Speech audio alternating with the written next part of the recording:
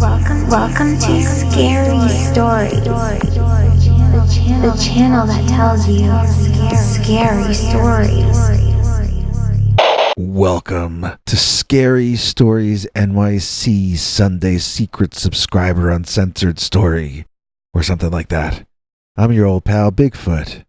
Today's story is called Dogman Broke My Cell Phone. Dear Scary Stories NYC, this is a story of how I almost got a photo of the Dogman, and then I almost got killed by the same monster. It's a short story, but it's juicy, and I almost didn't live to tell it. Okay, the story is simple. I had been camping and was walking home. My path cut through the forested area on the north end of Portland. I don't mean Portland, Oregon. I mean Portland, Pennsylvania. If you aren't familiar with the place, it's right on the border of Pennsylvania and New Jersey, located on the side of the Delaware River. I had been camping in the woods there and was on my way home. This is normally only a 40 or 50-minute walk, but on this night, I got a bit sidetracked. I saw what I was convinced at the time was a dogman, or else a furry imitating a dogman. The idea of someone wearing a full monster costume in the woods is usually a pretty preposterous one, but we were surrounded by civilization and I couldn't rule out the possibility that what I was seeing was just that. I wanted to get close enough to know for sure, and I wanted to get a photo of it on my cell phone. I doubled back around and managed to take up a position behind a tree where I could watch the creature at a distance of about 50 feet. My heart was beating very fast, as I knew this was a stupid thing to do. It had been dusk when I left camp, but now it was dark, and I had no business stalking even a bunny rabbit in that location, let alone some man-like predator larger than myself. I was sweating and shaking all over. If I got myself hurt or killed this time, it would be my own stupid fault, because I knew better than to do what I was doing. I peered around the tree, and I could see its broad, human-like back. I could see two tall ears ending in points. They twitched and moved around, looking very much like the real ears of a very real, living animal. I found it hard to breathe, and my chest was tightening up on me. I didn't know if I was experiencing the first stages of a heart attack or a panic attack. But in either case, I stopped looking at the monster, hid myself, closed my eyes, and concentrated on breathing as deeply and as quietly as I could manage. I need a plan, said a voice in my head. I need a plan of action. I need to execute that plan. And I need to evacuate post-haste. The voice made sense.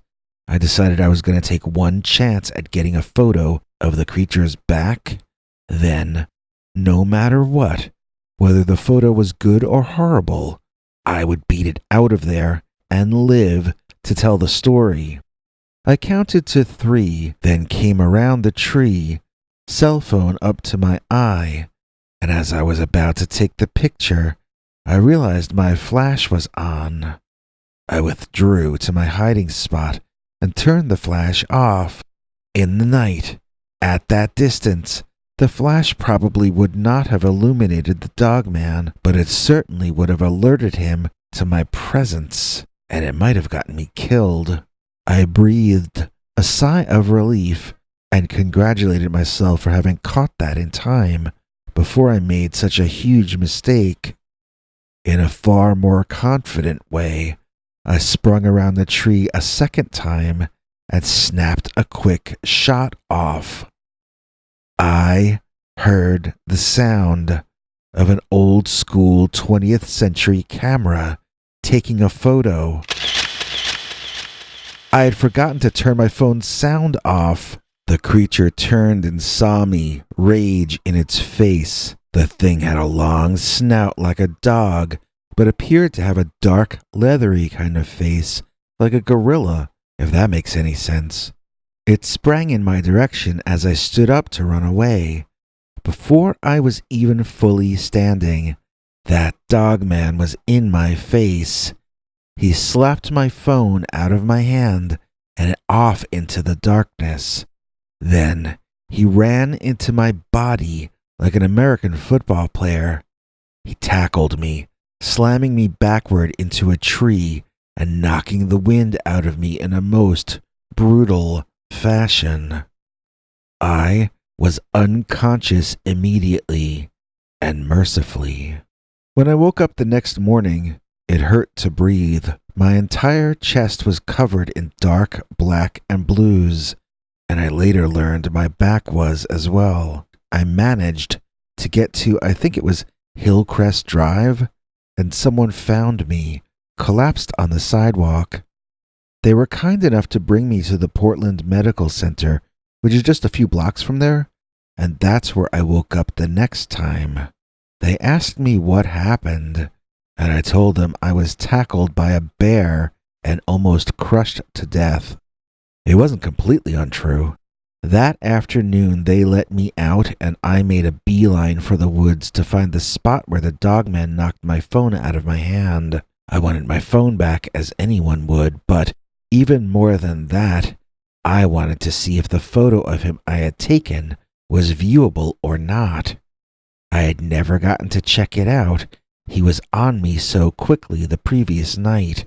Well, it didn't take me too long searching to find the phone.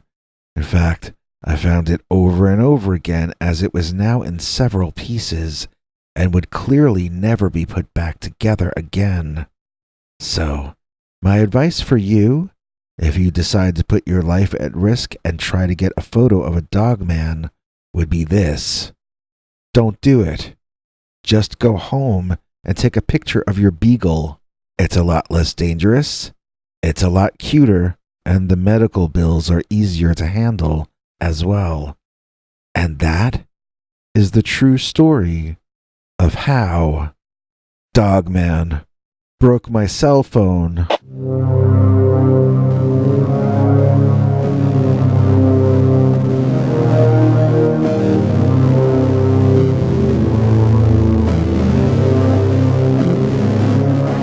Come back for more scary stories.